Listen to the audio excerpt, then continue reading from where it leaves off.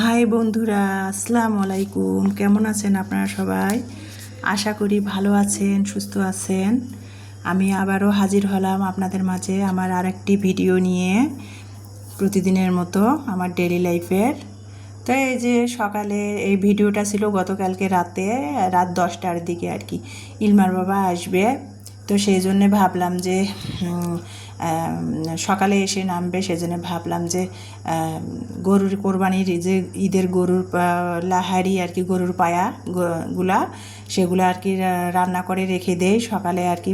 রুটি বানিয়ে সকালে এসে নামবে, যদি সকালে রুটি বানিয়ে আর কি দেওয়া যাবে। আর ইলমার বাবা না গরুর পায়া দিয়ে বা লাহারি যায় যে যে নামে চেনে আর কি, রুটি, চালের আটা রুটি বা রুটিটা খুবই পছন্দ করে। তো যাই হোক, যেটা বলতেছিলাম, এটা গতকালকে রান্না করে রেখে দিয়েছি সিদ্ধ করে পায়াটা। তারপরে আজকে সকালে, রোজ শুক্রবার, সবাইকে জানাই জুমা মুবারক। তো শুক্রবার এই যে সকালে ইলমার বাবা কিন্তু অলরেডি এসে গেছে, সেটা আর আপনাদের ক্যামেরাতে বন্দি করে নেই, অনেক সকালে আসছে, তো সেটা তো আর আপনাদের সাথে শেয়ার করা সম্ভব না। তো এই যে তারপরে আমি এই যে দেখতে পাচ্তেছেন, আমি কিন্তু সকালবেলা ইলমার বাবা যেহেতু আসছে সকাল 7টা থেকে শুরু করেছি। সকাল 7টার দিকে আর কি ইলমার বাবা রানিং করে এসে ফ্রেশ হয়ে একটু বিশ্রাম নিচ্ছিল, আমি রান্নাঘরে চলে আসলাম। এই যে গতকালকে যে রাতে যে 10টার দিকে গরুর যে লাহারি সিদ্ধ করে রেখে দিয়েছিলাম, সকালবেলা না আটা ছেনে নিলাম, রুটি বানাবো। চালের আটা শেষ হয়ে গেছে, মানে রেগুলার যে আটা দিয়ে রুটি খাই সেটা দিয়ে রুটি বানিয়ে নিব। আর এখানে আমি ওই যে লেহারিটা আবারও গরম করতেছি, গতকালকে সিদ্ধ করে ঢাকনা দিয়ে রেখে দিয়েছিলাম। তো এখন আবার এই যে ভালো করে গরম করে নিচ্ছি। আর গরম করা হলো, নামাবার আগে একটু ভাজা জিরার গুঁড়া দিলাম, দিয়ে এই যে নামিয়ে নিলাম। এখন পরিবেশন করার পালা। রুটিও বানিয়ে নিয়েছি, এই যে অফ ক্যামেরাতে আটা ছেনে রুটি বানাচ্ছি, গরম গরম রুটি। সবাইকে টেবিলে ডাকতেছিলাম খাওয়ার জন্য, গরম গরম রুটি ভেজে দিব, লেহারি দিয়ে ওরা আর কি রুটি খাবে। আর লেহারি দিয়ে কিন্তু পরোটাও ভালো লাগে, রুটিও ভালো লাগে, চালের আটা রুটিও কিন্তু ভালো লাগে। তো আমার চালের আটা শেষ হয়ে গেছে, চাল গুঁড়া করব করে আর সময় হয়ে উঠতেছে না, যেহেতু 2 মেয়ের পরীক্ষা হচ্ছে, ইলমার পরীক্ষা শেষ, ইমানির পরীক্ষা তো হচ্ছেই, এই জন্য আর কি মেয়েদেরও তো গাইডলাইন করতে হয়, সময় দিতে হয়, তাই না? তো মেয়েদের পরীক্ষা শেষ হলেও অবশ্য ভাবছি যে চাল গুঁড়ো করে নিয়ে আসবো। আর ইলমার বাবা যেদিন আসছে, যদি চাল ভিজাই গুঁড়া করে বলি যদি নিয়ে আসে, তাহলে তো করবোই আর কি।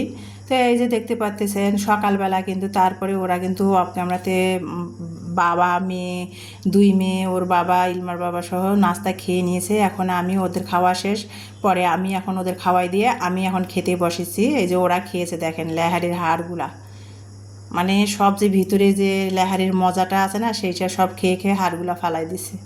এখন আমি খাচ্ছি আর কি, এই যে গরুর যে কোরবানি ঈদের লেহারি দিয়ে আমি আর কি এই যে সকালে রুটি খাচ্ছিলাম, সেটাই আর কি আমার প্রিয় আপু ভাইয়াদের সাথে শেয়ার করতেছিলাম। তারপরে গতকালকে কিন্তু অফ ক্যামেরাতে আমি একটু গুঁড়ো দুধ দিয়ে মানে সন্দেশ বানিয়েছিলাম, জানি না কতখানি ভালো হয়েছে।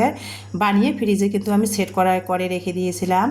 এখন খাচ্ছি, সেটা ফ্রিজ থেকে বের করে কাটলাম, খাচ্ছি। এখন 11, 12:30 বাজে, ইলমার বাবা নামাজে যাবে। তো ইলমার বাবাকে বললাম যে খাবা নাকি, কাকে না খাবো না। তো ইলমা আমি খেলাম, গুঁড়ো দুধ দিয়ে সন্দেশ বানিয়েছিলাম সেটা। তো এই যে তারপরে ইলমার বাবা নামাজে যাচ্ছে, শুক্রবার যেহেতু জুমার নামাজ, আজান দিয়ে দিয়েছে অলরেডি। ইলমার বাবা আসছে, আর অন্যান্য বাসার কোনো কাজ করে নেই, তাকে সময় দিতে হচ্ছে। তো এই জন্য আর অন্য কিছু আমার ডেলি লাইফে শেয়ার করলাম না। ইলমার বাবা এখন নামাজে যাচ্ছে, এখন আমি রান্নাঘরে নাস্তা খাওয়ার পর আর কোনো কাজ করা হয় নাই, ইলমার বাবার সাথে বসে কিছুক্ষণ গল্প গুজব করলাম। তো তারপরে এই যে ইলমার বাবা নামাজে চলে গেল, গা গোসল দিয়ে ফ্রেশ হয়ে জুমার মধ্যে শুক্রবারের নামাজ আদায় করতে। এখন আমি রান্নাঘরে চলে আসলাম, প্লেট বাটি সেগুলো ধুবো। তারপরে এই যে দেখতে পাচ্তেছেন, আমি কিন্তু এই যে সকালে যে গরুর পায়া দিয়ে আহারি করছিলাম আর কি, সেটা আর কি অনেক মানে অর্ধেক খাওয়া হয়েছে, কিছুটা আর কি বেঁচে গেছে। তো সেটাই আর কি আমি এখন বাটিতে ঢেলে রাখবো সেটা। আর আজকে যদি মেয়েরা যদি দুপুরে খায় ভাত দিয়ে, তাহলে খাবে, আর না খেলে পরে আর কি ফ্রিজে রেখে দিব, গরম করে পরে নাস্তা খাওয়া যাবে রুটি বা পরোটা দিয়ে। তো সেটা ঢেলে রাখলাম, প্রেশার কুকারটা খালি করলাম, ভাবলাম যে প্রেশার করে একটু গরম, প্রচুর গরম বন্ধুরা, আমাদের দিনাজপুরে প্রচুর গরম, বৃষ্টি বদল নাই বলতেই চলে। তো রোদ, প্রচুর রোদ। তা ভাবলাম যে মসুরের একটু পাতলা ডাল করব। তা প্রেশার কুকারে আমি মসুরের ডাল করলে না সবসময় প্রেশার কুকারে ডাল রান্না করি, তো সেই জন্য ভাবলাম যে প্রেশার কুকারটা খালি করে নিলাম। এখন ওই প্রেশার কুকারে মসুরের ডাল একটু রান্না করব, তাড়াতাড়ি হয়ে যাবে, যেহেতু 12:30 বাজছে, জুমার মধ্যে শুক্রবারের আজান দিয়ে দিছে। তো আর কিছু করব না, মুসুরের ডাল করব আর করলা ভাজি, আর ওই যে গতকালকে কোরবানির গরুর মাংস রান্না করেছিলাম, সেটা আমরা খাওয়ার পরে একটুখানি রয়েছিল, ইলমার বাবা আসবে আসবে করে, তো সেটা তো আর কি ফ্রিজে রেখে দিয়েছিলাম, রাতে তো আর আসে নাই, সকালে আসলো, তো সেটা আর কি আমি আজকে ভাজি করব।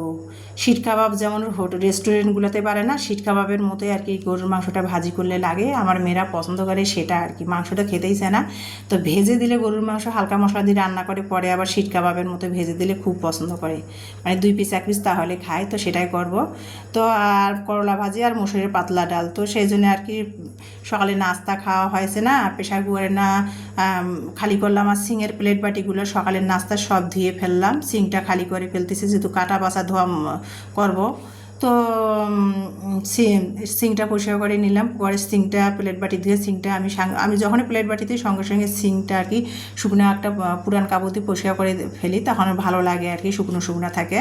আর এই যে সাথে চুলাটাও সকালে নাস্তা বানাইছি, চুলাটাও ভাবলাম পরিষ্কার করবো, আর আমি নাস্তা সকালে বানালে না চুলা পরিষ্কার করি, রুটি বানালে চুলার মধ্যে তো আটা টাটা পড়েই সকালবেলা, তো চুলা পরিষ্কার করলাম, চুলাটা পরিষ্কার করলাম, এখন রান্না যেহেতু বসাই দেবো, চুলাটা নোংরা হয়ে আছে, সকালে নাস্তা বানিয়েছি, দেখতে কেমন লাগতেছিলো, আর আমার সিংয়ের পাশে দেয়া আর কি অল্প একটু জায়গার মধ্যে না চুলা আর কি বসিয়েছি, সিংয়ের ছানচিটি দেওয়া হয়েছে, ওটার পাশে একটু জায়গা ছিল, সেখানে চিপাচাপির মধ্যে 2 চুলাটা বসাইছি, আর রান্নাঘরে কিন্তু কোনো মানে ছানচিট দেওয়াই নাই। তো যাই হোক, যেটা বলতেছিলাম, তারপরে কিন্তু আমি একটু চিলি ফ্লেক্স বানাবো, চুলার মধ্যে মরিচ জিরা, চিলি ফ্লেক্স আমি সবসময় আর কি বেশি করে বানিয়ে রেখে দেই কৌটার মধ্যে, মেয়েরা অনেক সময় ভর্তা খায়, আম ভর্তা, জাম ভর্তা, পেয়ারা ভর্তা খায়, সেই জন্য চিলি ফ্লেক্সটা আমি যখন শেষ হয় একবারে আবার তৈরি করে কৌটার মধ্যে ভরে রেখে দেই, তাতে আর কি 1-2 মাস থাকে, ভালোই থাকে, খারাপ হয় না। তো তারপরে আমি সবসময় যে জিরা ভেজে কৌটার মধ্যে রাখি সবসময়, তো আপনারা দেখেন আমি তরকারির মধ্যে কিন্তু ভাজা জিরার গুঁড়াটা দিই নামাবার আগে, তো সেটাও শেষ হয়ে গিয়েছিলো, সেটাও আর কি জিরা ভেজে ব্লেন্ড করে কাগজের মধ্যে ছড়াই দিলাম, ঠান্ডা হলে কৌটার মধ্যে ভরে রাখবো, তাতে আমার 1 মাস যাবে, 1 মাস 15 দিনের মতো এরকম যায়, শেষ হয়, আবার ভাজিরা ভেজে কৌটার মধ্যে রাখি, রান্নার সময় তরকারি কিন্তু নামাবার আগে তাড়াহুড়া বাজে যায় না হলে। তো তারপরে প্রতিদিনের মতো 11টা 11:30টার মধ্যে আমি যখন রান্না করি, তখন তো রান্নাঘরে একটু আর কি রান্না করতে করতে আর কি লেবু পানি খাই প্রতিদিনের মতো, তার কোনো ব্যতিক্রম আজকেও না, লেবু পানি খেয়ে নিলাম একটুখানি, যদিও এখন প্রায় 1টা বেজে গেছে, তাড়াহুড়া করতেছি, ইলমার বাবা যেহেতু জার্নি করে আসছে আর কি, খাবে বিশ্রাম নেবে, তাড়াহুড়ায় একটু করতেছিলাম বটে, সেই জন্য রান্না আর কি কিছু করবো না, হালকা পাতলা, গতকালকের যে মাংস ছিল, ইলমার বাবা তো খাই নাই, রাতে আসে হয় নাই, জার্নি করে আসছে, তো ভাবলাম বাসি মাংসটা খেতে ভালো লাগবে না, ভাজি করি। তো মাংসটা ভাজি করার জন্য কিন্তু আমি 2-3টা দেশি পেঁয়াজ 4 ফালটি করে দিয়েছি, 4-5টা রসুনের কোয়া দিয়েছি, একটা শুকনো মরিচ দিয়েছি, আর সরষের তেল দিয়ে রান্না করা মাংসটা আমি শিট কাবাবের মতো করে ভেজে নিলাম, নিয়ে নামিয়ে নিলাম। আর তারপরে এখন ডালটাও প্রেশার কুকারে কিন্তু হয়ে গেছে, মানে 2-3 মিনিটের মধ্যে কিন্তু প্রেশার কুকারে ডাল হয়ে যায়। তারপর ডালটা এখন তেলানি করতেছি, মানে ডালে আমরা তেলানি করতে যে মশলা পেঁয়াজ রসুন দিই জিরা দিই সেটাই দিয়ে ডালটা তেলানি করে ঢেলে নিলাম। এই যে গরুর মাংসটাও শিট কাবাবের মতো ভেজে নিলাম কড়াইয়ের মধ্যে।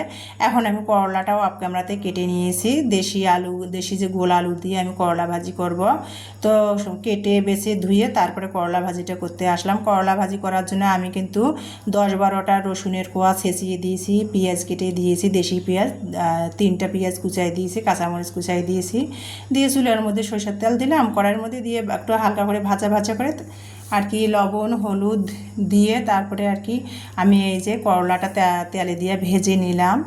করলাটা ভেজে নিয়ে তারপর টেবিলে খাবার দিলাম। এখন বাচ্চা 2:30, ইলমার বাবা নামাজ পড়ে আসছে, শরবত বানিয়ে দিয়েছিলাম, খেয়ে দিয়ে ইলমার বাবা একটু আর কি মেয়েদের সাথে গল্প গুজব করলো, তারপরে যে টেবিলে খাবার দিলাম। এখন খাবার সকালের লাহারিটা রেখে দিয়েছি, যদি খেতে চায় গরম করে দিব, তো টেবিলে আর কি রান্না করে টেবিলটাতে খাবার দিলাম, সেটা আর কি আমার প্রিয় আপু ভাইদের সাথে শেয়ার করতেছিলাম।